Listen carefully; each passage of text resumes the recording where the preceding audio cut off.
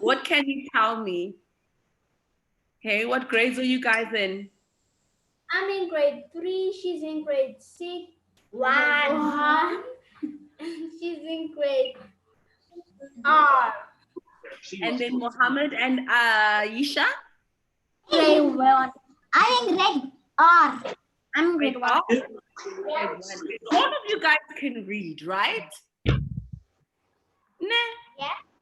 So that we can also start finding you guys to read to us. How about that? Instead of stories, instead of you guys listening to stories, how about you start reading to us or sharing your poems about lockdown? Okay? Okay, you know what? I'm going to start my story. Can you just give me 2 minutes? Yes. Okay. All right. So let me start from scratch. Hello, everybody. I hope everybody's well. I hope you guys are behaving yourselves. I hope you're not driving mom and dad crazy. I hope you're washing your hands, not touching your eyes, not touching your mouth. And more than anything, I hope you guys are staying active because remember, lockdown doesn't mean our minds have to shut down, right? We still have to read, do our mathematics, try to go outside and get some vitamin D and some air and everything. So today I have a different story to read and I like to talk in between. So please feel free to ask questions and interact with me because this is the most fun part of the reading club is being able to see you guys and speak to you guys. So the story today, I'm sure you all know it. It's called Rumpelstiltskin. Just put your hand up if you know the story of Rumpelstiltskin. Don't know it? Great, you don't know it. This is Rumpelstiltskin. Can you see him? I hope you guys are listening because I'm going to ask questions. Once upon a time, there lived a poor miller who had a beautiful daughter. Now it happened that the king often hunted in the woods near the miller's village. The foolish miller, trying to make himself appear more important, told the king that his daughter could spin straw into gold. Now that's a talent worth having, said the king, who was very fond of money. Bring her to my palace tomorrow, and I'll put her to the test. The next day, the miller's daughter was brought before the king. He led her to a room that was full of straw and gave her a spinning wheel and said, Now, set to work and spin all night. If you haven't spun the straw into gold by dawn, you will die. The poor girl protested in vain. Please, can I just be with my family? The door was locked and she was left all alone. She sat down and began to cry. As she had no way of turning the straw into gold. Suddenly the door opened and a strange little man stepped into the room. Good day to you, young lass, the man said. What are you weeping for? Alas, the miller's daughter replied, I must spin the straw into gold and I don't know how. What would you give me to do it for you? Asked the strange little man. Well, my necklace, the girl. And here's a picture. Here is, okay, so first, here's the poor little girl. She's been captured because the king loves money. And there's a legend about her that says she can turn straw into gold. And now she's locked up.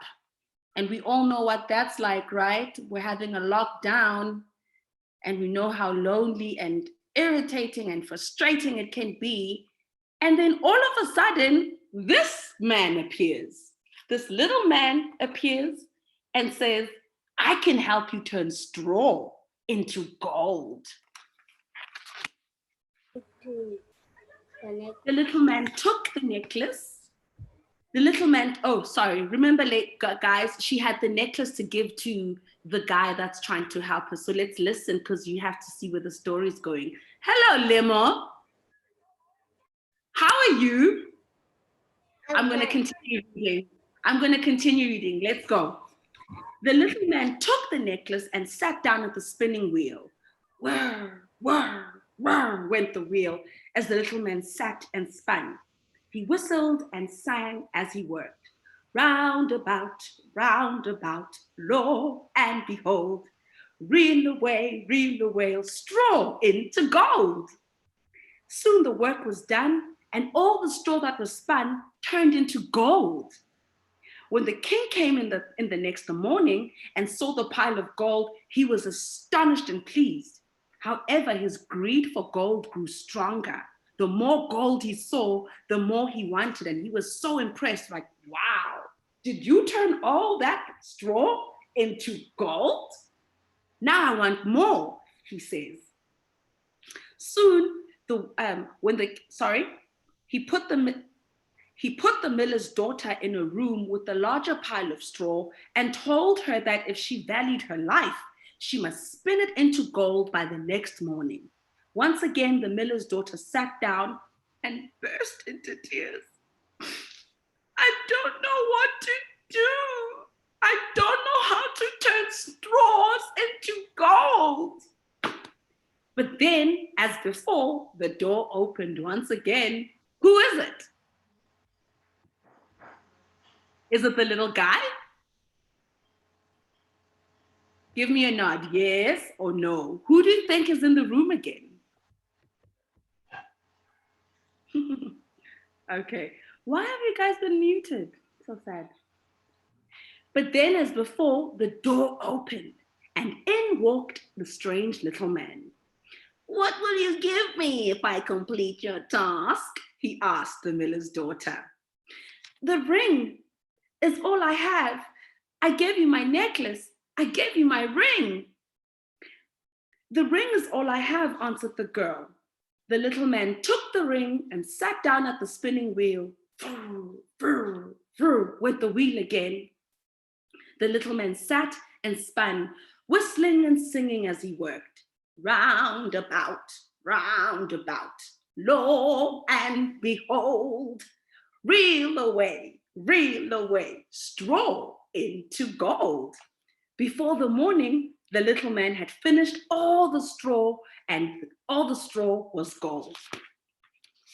So here she is again. And she spun all the straw into gold. And then the little man came and did it again. And remember, the king is greedy. He wants more gold. The king came in the next morning and was even more pleased with the gold. However, his greed was not satisfied. He took the miller's daughter into a room with an even larger pile of straw and said, all this must be spun tonight. If it is, you shall become my queen. As soon as the girl was alone, the little man appeared again and asked, what will you give me if I do this for you again? So let's remember, how do you unmute this? How do you unmute? I want to hear you. I want to talk to you. All right. So let's remember, what was the first thing the little man took from the woman? Her necklace. Yes. And then the second time, what else did she take? The ring. Mm-hmm. And now, what do you think he's going to ask for? Let's read and find out.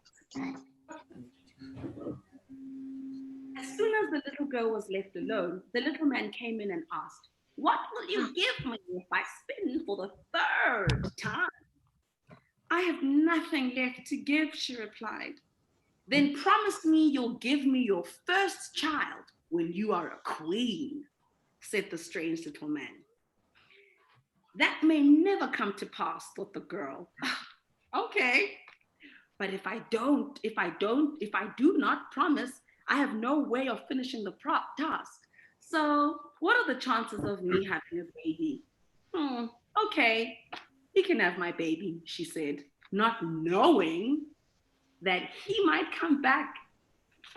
So she promised the little man her firstborn child, and he set about spinning the straw into gold. He spun away and sang, round about, lo and behold, reel away, straw into gold. Oh, this time the room was filled with gold. When the king came in the next morning, he was delighted with the pile of gold. Straight away, he married the miller's daughter, and then she became a queen. When her first child was born, the queen was very happy. She had forgotten about the promise she made to the little man. And then more and more gold. Here's the man saying, what will you do for me? Here is all the gold that they keep spinning from straw. And here she is saying, okay, I promise you, you can have my child. And then later, oh, she became a queen. Look at that palace. Look. Ooh. But remember the promise she made.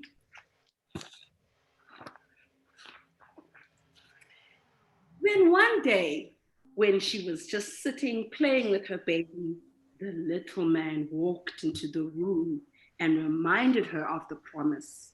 She sobbed and cried, begging him to free her from the promise. She offered him all the treasures in the kingdom, but the little man refused. Finally, her tears softened his heart, and he said, fine, because you're crying so much, I will give you 3 days. If you can guess my name during that time, you can keep the child. Do you guys remember what his name is? Imagine if your parents gave you away. That's how I feel. A little bit, most times, but not all the time.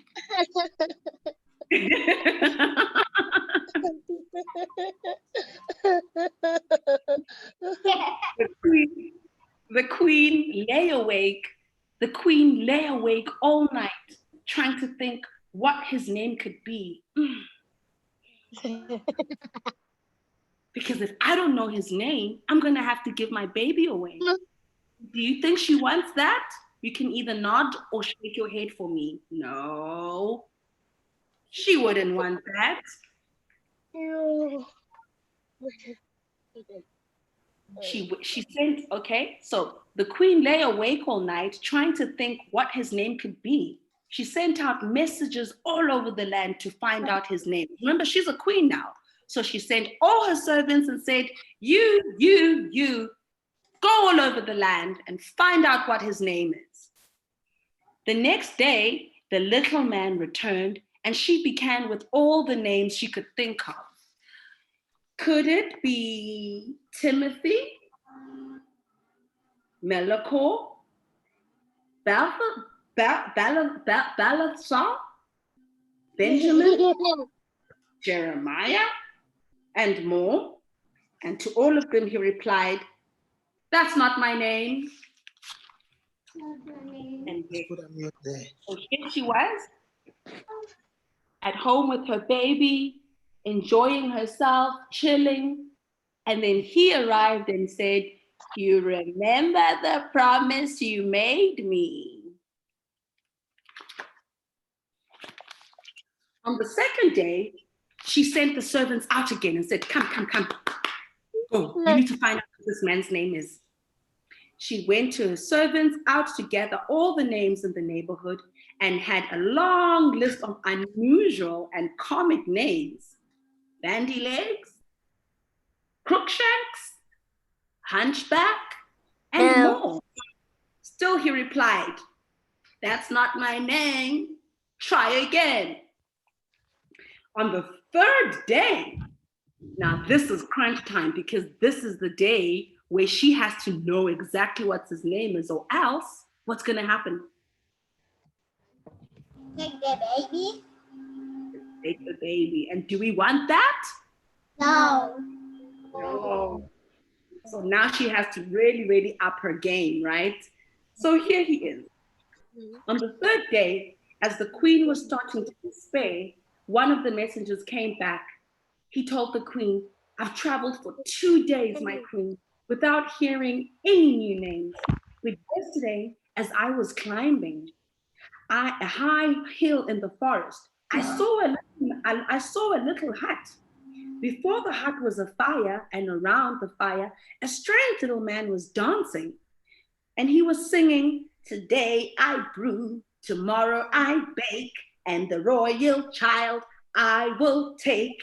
Little does my lady dream that Rumpelstiltskin is my name. And there he is. So here is the servant to the queen going all over the kingdom trying to find the name. And here's the little hut, and there is Rumpelstiltskin dancing, singing, because he thinks that he is going to go and take the child. And there's the servant who heard him sing. So what do we think now? What do you think is going to happen? Take the baby. Listen, the queen jumped for joy when she heard this. When the little man came in, she asked him, so the man is here now. He's ready to come and take his child because that was the promise. And now he's here. And the queen says, is your name Conrad? What do you think he said? Yes. That's not my name. Could your name be Lincoln? No. Still, that's not my name. Is your name Rumpelstiltskin? Some witch devil has told you that, the little man screamed. Angrily, he stamped his foot so hard that he fell through the floor up to his waist and was forced to use both hands to pull himself out. Then the strange little man ran out the room, leaving the child with the queen, and was never heard of again. And so that's how the story ends, is that the queen found out that his name is Rumpelstiltskin. And there he is, upset because she found out his name. He became so upset that he stomped his foot to the ground, and he went straight into the ground and disappeared. And what do you think happened to the mom, to the mother, and her daughter? How do all good stories end? They lived happily ever after. And that's my story of Rumpelstiltskin.